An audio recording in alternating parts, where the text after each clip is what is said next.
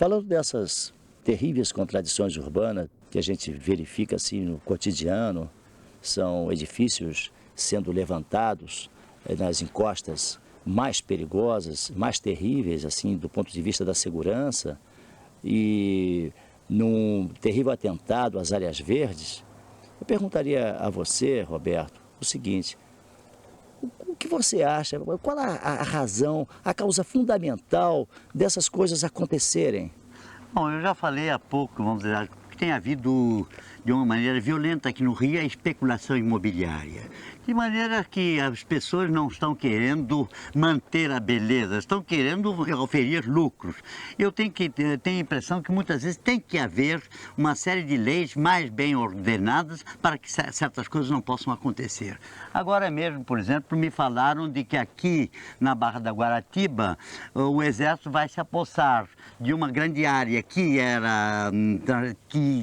tinha sido feita como biológica, parece que vão construir. De maneira que eu tenho a impressão que o mal é que às vezes essas deliberações são tomadas por um pequeno grupo sem consultar muitas vezes os técnicos e pessoas interessadas por esses problemas de conservação, de manutenção de uma certa paisagem. De maneira que eu digo, tem que haver do ponto de vista cultural uma atuação dos cientistas com muito mais violência do que tem acontecido. Além dessa consulta aos técnicos, me parece que você também defende a ideia de que o povo da região, a população local, onde projetos vão ser implantados, deveria ser consultada sobre a conveniência, do ponto de vista da população, da implantação daqueles projetos. Sim, eu acho que devia haver sempre um diálogo nesse sentido e não grupos tomarem deliberações sem que a população participe suficientemente.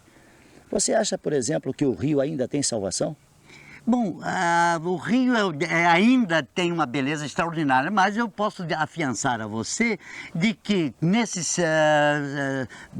eu vim com 4 anos para cá de São Paulo, eu posso dizer que o Rio se modificou de uma maneira para pior. De uma maneira violenta e para pior. Vamos dizer, em 1928, quando eu fiz a minha primeira viagem para a Europa, não havia arranha-céus. Hoje, em certos lugares, a vida se tornou quase que insuportável. Haja visto, se nós começarmos a falar de Copacabana, que possivelmente seja das áreas mais densamente povoadas do mundo.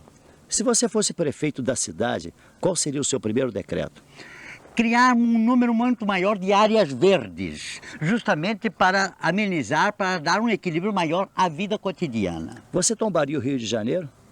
Certas partes eu tombaria, porque a especulação é tão forte, se amanhã descobrirem ouro no Pão de Açúcar, cortam o Pão de Açúcar, destroem. A ganância é de tal maneira violenta que, em nome do progresso, se destrói uma cidade. Destrói uma cidade?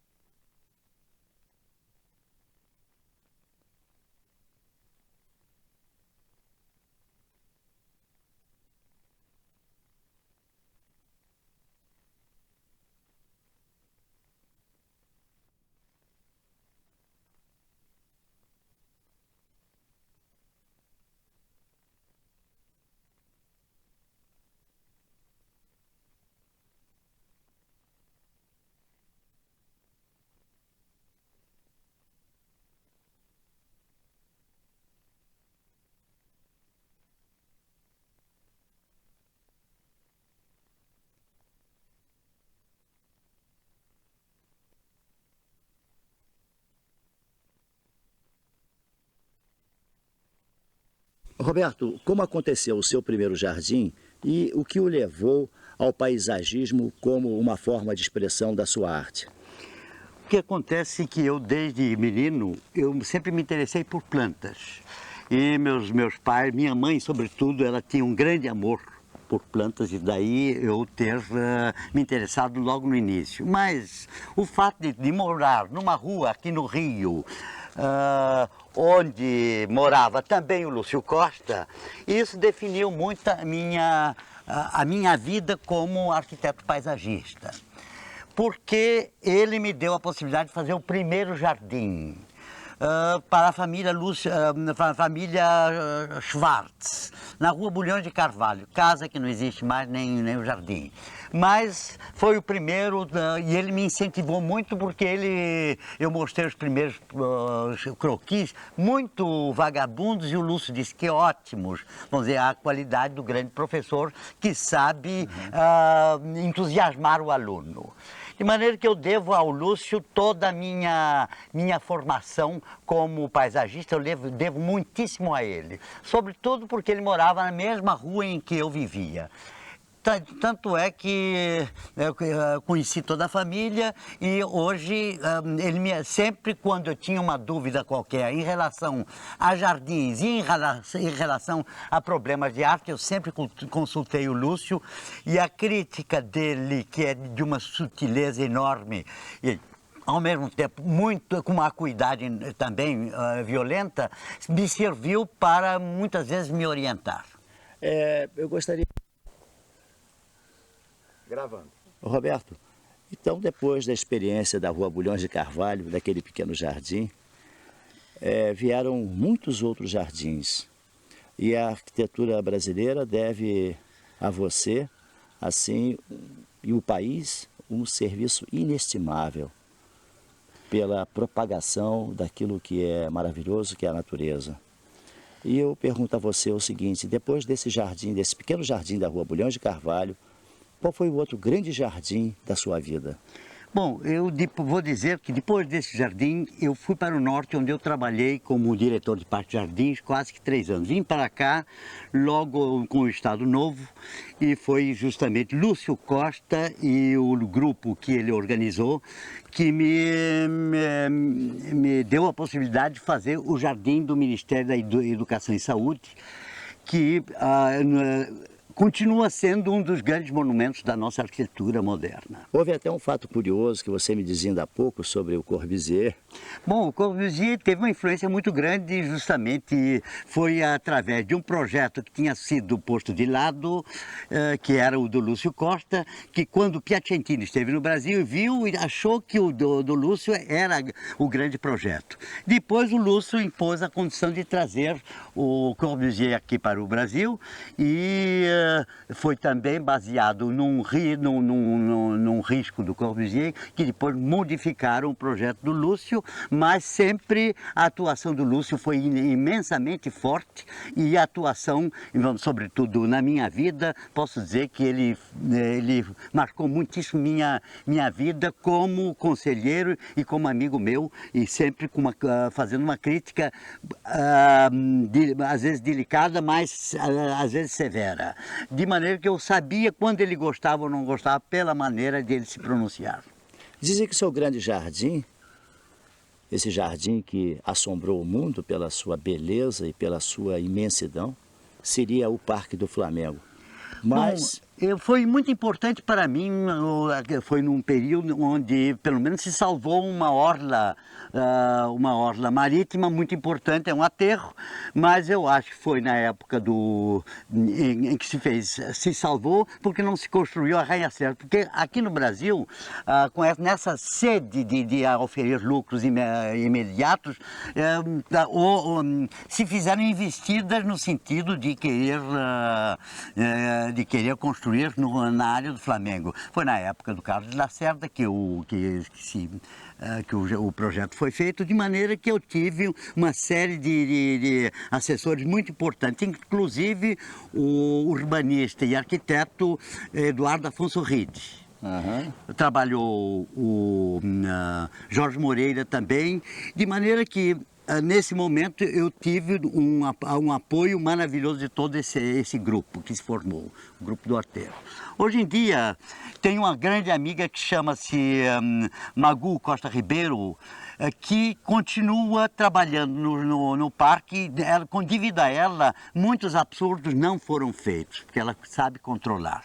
Sobretudo, ela tem um grande amor às plantas, sem o que não se pode fazer jardins.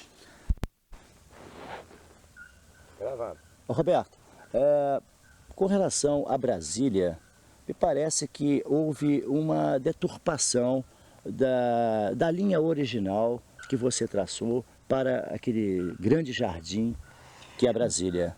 Bom, eu não posso falar de toda Brasília, mas ultimamente se criou um parque com caráter esportivo, e cujo projeto foi totalmente deturpado pelo último governo de lá. De maneira que do projeto original pouco resta. Agora eu pergunto, e você estaria disposto, agora que já Brasília está pronta, que o seu trabalho foi concluído, você estaria disposto a voltar a contribuir para que esse erro fosse debelado? Debelado? Eu gostaria sempre que um projeto que a gente faz fosse utilizado até o fim, vamos dizer, aproveitado de uma maneira consciente, e não que apenas que certas pessoas tenham o direito de modificar um projeto acabando de perder as características. Isso naturalmente me revolta muito. Foi o que aconteceu com esse último parque de Brasília. E tá. Quer dizer então que você está disposto a ir a Brasília, conversar inclusive até que seja com o presidente Figueiredo, para que sejam corrigidos esses tremendos erros acontecidos. Nós gostaríamos sempre de que os erros fossem corrigidos, mas o importante são as grandes áreas verdes que estão sendo mantidas. Isso para Brasília é importantíssimo, ou para qualquer cidade que cresce. Eu creio que o que está se vendo, por exemplo, aqui no Rio e em São Paulo, as cidades crescem demograficamente de uma forma terrível, mas as áreas verdes diminuem, de maneira que, ao meu ver, tem que haver um erro urbanístico nesse sentido. De maneira que eu acho, para que a vida seja mais equilibrada, é preciso que haja um número muito maior de áreas verdes. Numa cidade como, por exemplo, São Paulo, que tem mais de 8 milhões de habitantes, vamos dizer, com a grande São Paulo, é uma coisa tentacular, enorme.